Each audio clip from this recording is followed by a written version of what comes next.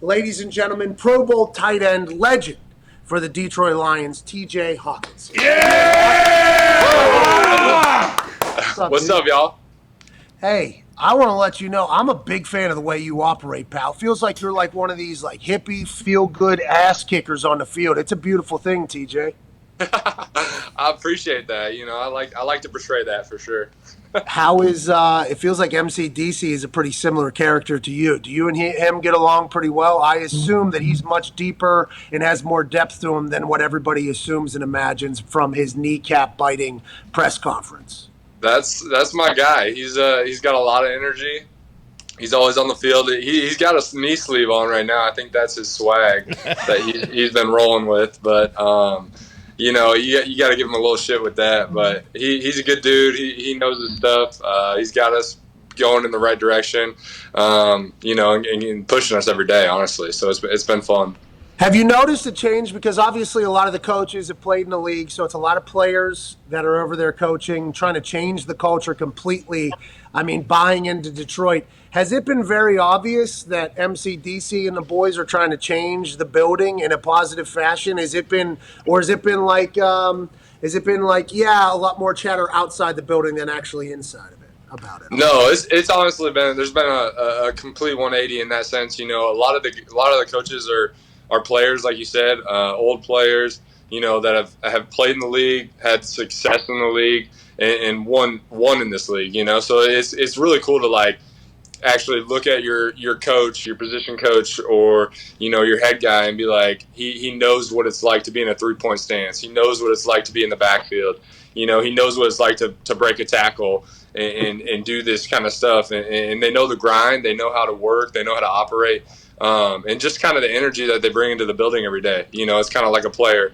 And it honestly has been a lot of fun just to be able to learn from those guys because they've been in that position. And I think that's been, the biggest 180, from years past. So. TJ, I know you've been dealing with a shoulder injury during this training camp, but what have practices been like? I remember when Dan Campbell got named interim head coach in Miami. They were doing Oklahoma drill day one. Rules are a little bit different. They changed the rules and everything. But have you seen the intensity step up? Oh yeah, no. Coach Campbell puts us in a lot of positions. He'll put us 1-on-1. He'll bring the whole team together and be like, all right, let's see this guy and this guy go against each other 1-on-1. Who's going to win? And it's kind of been cool because linemen, they don't really ever get to see us run routes, or they don't ever really get to see different things. So they're sitting off in their little corner or whatever, and it's like, hey, Hawk, you go with the safety. All right, cool. And then they'll come up to you and they just get to see the route and they get to see what you do. And it's actually cool to be in that situation. Puts a little pressure on them. But yeah, no, we've been tackling. We've been doing a lot of live drills. It's been really good for us, honestly, though. But yeah, the intensity definitely goes up for sure. You're young, but you're so good that automatic leadership just follows that type of thing, especially with the turnover in the coaching staff and the culture and everything like that. Has MCDC told you, I'll tell you what, man, I need you to be has he had that conversation with you about being a leader, or is that just something naturally that you've done, or have you shied away from that? Is that how do you feel about ownership in the locker room, especially because you're one of the guys, you're one of the only guys I think that most fans would be like, hey, we got a fucking guy, tight end. Do you feel that pressure to be a leader, or is it just something that naturally is happening or not happening? I don't think you can really, in my head, you can't really force leadership. I think a lot of the guys will follow you if they want to follow you, and if they don't, they don't. And I think I'm a guy that I like to show how to do it rather than tell people. So I'll go out on the field. I'll handle my business. Do what I do. Play as I. Try to win routes, try to win my one-on-ones, and I just try not to take a day off. I guess that's my biggest thing, and I think a lot of the guys, respect that and they see that rather than, telling them what to do and then doing the opposite. I think that always rubs people the wrong way. And, Coach Campbell, he comes up to me and tells me, hey, let's have a day today, or hey, let's do this today. And I kind of take that to heart, and I like to be the guy that shows how to do it rather than, talk about it. Because I think a lot of the plays, you can talk a big game, but you can't always show it. So I guess that's the biggest thing. I think a great way to ruin a culture is empowering people that aren't leaders into leadership positions. Like, I think that is a great way, and the entire locker room knows, and be like, okay, this guy fucking stinks. Why is it? You know what I mean? Like, that is a real thing. So I like the fact that MCDC isn't trying to be like, oh, I need players that are leaders, man. Like, because that's going to naturally figure itself out, I think. I think that's naturally going to figure itself out. You're a guy, though, that everybody's going to look up to for the rest of your career because how fucking good you are. So I appreciate the fact that you're a blue-collar guy. I guess out of Iowa, should expect nothing different. We have a massive Lions fan on this show, one of the only national shows that has a Lions fan on it. Foxy couldn't wait to chat with you. Go ahead, Fox. Yeah, TJ, I just want to know what it was like, when Matthew Stafford left the building. It seemed like from day one, you guys were on the same exact page. So I'm just curious, how it was when he left the building and also how it is now with Jared Goff in there and how different it is. Well, I appreciate the fact that you're a Lions fan. Let's go. Yep, let's go. But, Staff was my guy. I love, having him as a quarterback, smart player, probably one of the best, football minds that I've been around. Just kind of knew like how to mess with defenses, knew how to see different things, and knew where the ball was going to go pre-snap. It was very impressive in that sense. So when he left the building in January, obviously that was tough just because it was my guy. But when I got with JG and I threw with JG, I was excited. I mean, JG's been such a good dude in this locker room. He's played, in a Super Bowl. He's played in those situations, and that's what he wants to get to. That's what he wants to get the city to. And he pushes me every day. He's talking to me about, hey, this situation, this is this, and he the way he talks to me is like, hey, that's a big play for that guy, but not for you. That's routine. And it's like, oh shit, all right, I like that, yeah, you're right. That is routine. Rather than putting that pressure on you, he's like, nah, you do that, and so that friendship that we have off the field, and knowing that that's my dog, and I'll go to war with him, is a cool concept to have. He's a little younger, so he's more my age. We got some stuff in common, and just off the field, I love just being around JG. So that transition. It was obviously Staff had been here for 10 years. So that was tough, but, being able to turn the page and have a guy like JG come in really made it a lot easier, I guess I would say. A lot of turnover up there, and you're going to be one of the staples. What is Y'all hearing shit or what?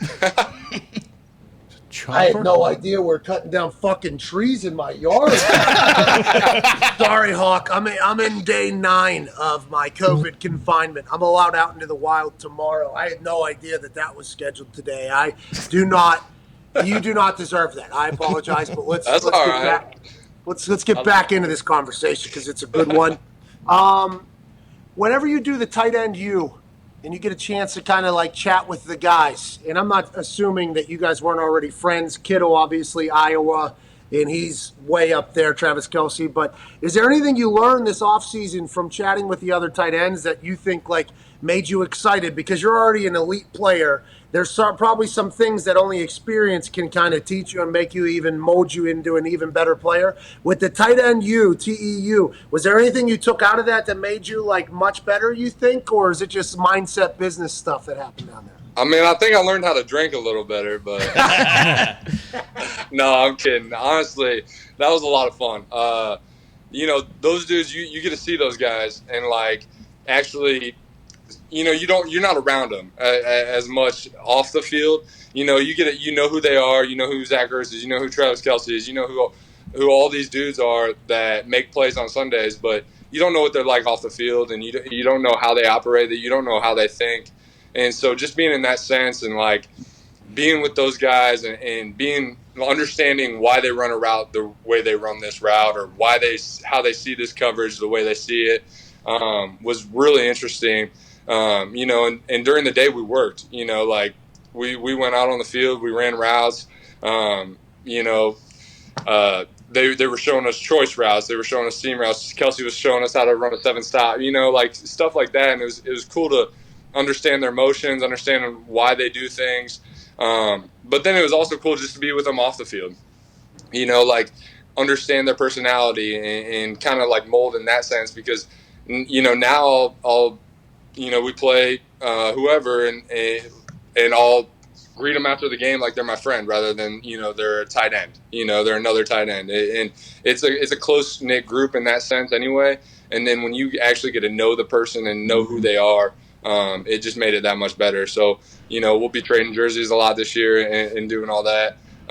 So I'm excited for that. But hey, TJ, what happens though when, let's say you're playing one of these teams where you were at one of their tight ends was with you there, and a couple of your safeties come up to your linebackers, hey man, what's this guy do? What kind of routes he run? You just said how they're showing you run seams and all these different routes. What do you tell them? Like, I don't know, man. The guy wouldn't tell me anything. He didn't show me anything either. What do you say? I mean, it's a close-knit group in that sense. I'll try to shy away from that. But tell them to watch the film. I'll try to give tidbits if I got them. But I mean, I can't.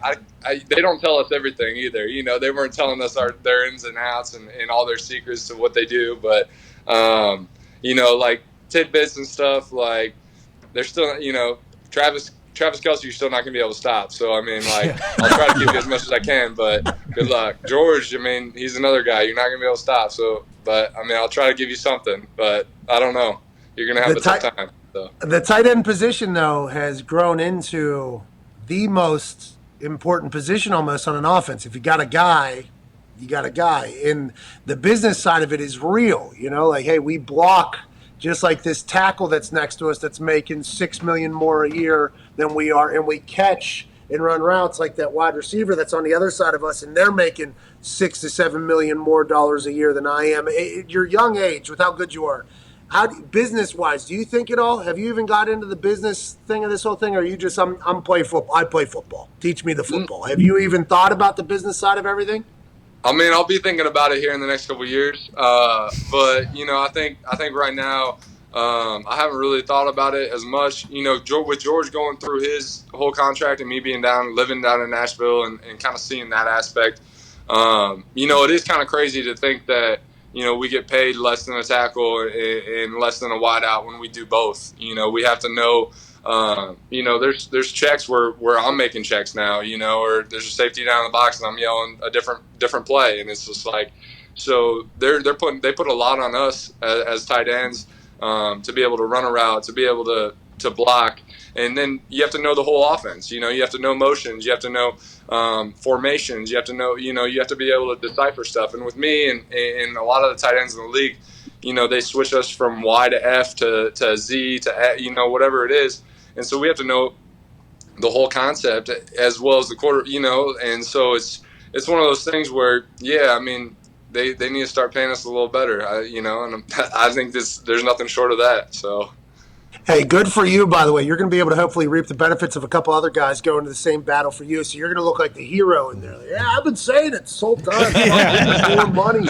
Last question for me, and then I think a couple of the boys back in the studio have a question for you, Hawk. And we can't thank you enough for your time here. Happy to hear you made the team, by the way. Congrats. Good work. Don't celebrate too early. Hey, we don't know. There's going to be a lot of roster movement there. Is Dan Campbell just playing Metallica all day, every day in the building? Who has the aux cord? And it's Screamo all day long. I mean, it is. No, I don't think they give him the aux. I've walked upstairs though, and you can hear it coming out of his office. So is he around? No, are they in the locker room? He loves that Are they stuff. in the locker room? Does. What's that? Are the coaches in the locker room? A lot of former players. Like, what is the environment? Is it like, hey, we're all in this together and these guys are just making decisions? Or is there because it's hard sometimes for players to go be coaches and be like, hey, I got to separate myself from this, because sometimes the gift of a player being a coach is he understands and relates to the player a lot more. But a lot of other coaches be like, hey, you can't fucking do that anymore. Has there been a much different relationship with the coaches and the players you've seen with this coaching staff coming in? I mean, no. I mean, with me, it's been good just because you get to talk to them about their time. Like I said, And so, like, coach will come through the locker room. You know, some guys will come through the locker room. I wouldn't say they hang out in there, you know, but, you know, they're in there and they'll talk to us like they would anybody else. And that's kind of the nice part is there's no really secrets. Nobody really, you know, has any hidden agenda or anything, you know, like they're very straightforward with you. They tell you what they want. They tell you how you're doing. They tell you, hey, you should have won that route, you know, and that's kind of the nice part about things is they're letting you guys, us run it as players. And it's been, honestly, it's been really good. So I'm super excited for the rest of the year. I hope you guys win games up there. Hey, that's the plan. Hey, listen, no, but man, if you guys win, those MCDC press conferences are going to be fucking unbelievable for us, Hawk. I'm pulling so hard for it. At Boston Connor, go ahead, pal. Yeah, TJ, has there ever been a time in the locker room during this offseason where you guys come in and you're like, holy shit, it looks like MCDC might have gotten 8 coffees today instead of the 2 normal that he does, or does he just always bring the juice no matter what? Douche. Oh yeah, there's been a couple of times. You know, he gets a little riled up in the mornings. You know, those 8:30 meetings. He's a lot more wired than everybody else, and I love it. You know, he brings in the energy. He did an install meeting the other day, and he was wired. You could tell he had his 8 coffees for sure. Has he said anything absurd behind closed doors that you can say that maybe we haven't all heard yet? You know, the knee cap gouging and biting was obviously the big thing.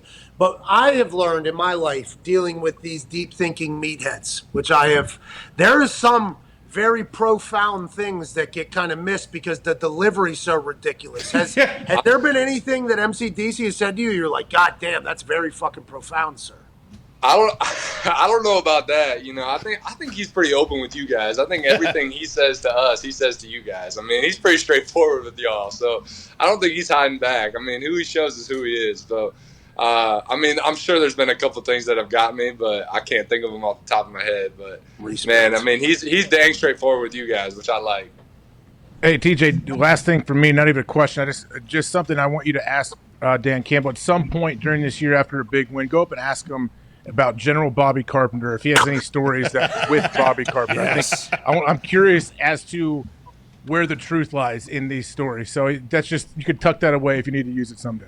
I'm staying with the band. I'm staying with the band, man. Allegedly, he stayed with the band the night before Mother's Day, says Bob Carpenter, while he was blowing through a Marlboro Red. He made that statement, and it just built the MCDC even more to me. Ty Schmidt, go ahead, pal. TJ, I'm also a University of Iowa alumnus, so first and foremost, go Hawks, baby. That's right. I've always said, like, really since Dallas Clark, it feels like Iowa has kind of become tight end U with, you know, you, Fant, Kittle, CJ Fedorowicz, a bunch of guys who have been drafted in the NFL. What is it about Iowa that gets you guys ready for the league? Because I was looking back, like, I remember all your touchdowns, but you look at your stats and it's like, shit, I mean, he only had 30 receptions. Like, they weren't using you like you get used in the NFL. So what is it about Iowa that gets all you guys ready for the league?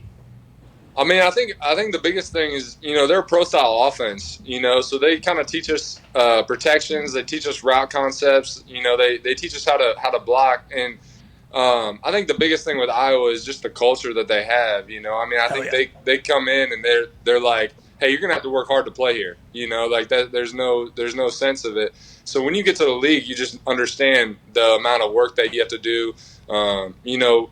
When I was there with Coach Doyle, and he was one of those guys that always, like, he was always pushing you. He's always telling you, you know, how to make it to the league, the little tidbits, like what you got to do with your body. You have to stay in extra. You have to watch film. You have to do all this other stuff.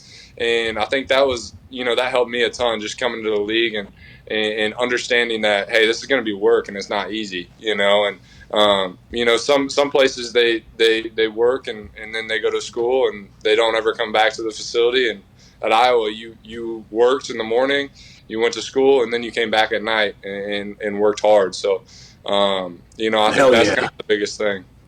West Virginia, we didn't do much school, but we worked. We worked. TJ. I believe that. Where are you from originally? I'm from Iowa, small town, Sheridan, Iowa. Hell yeah.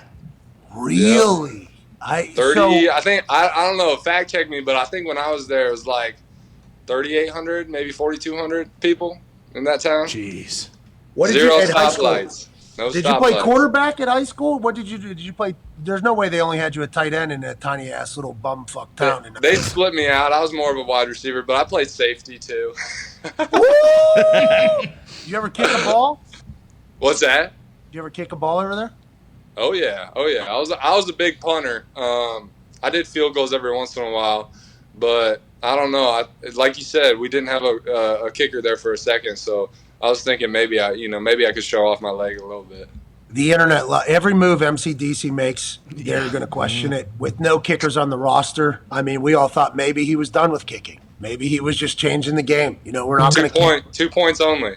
Every time. We got a tight end, this big son of a bitch from some corn town in the middle of Iowa. Let's just throw him the goddamn ball. I can't.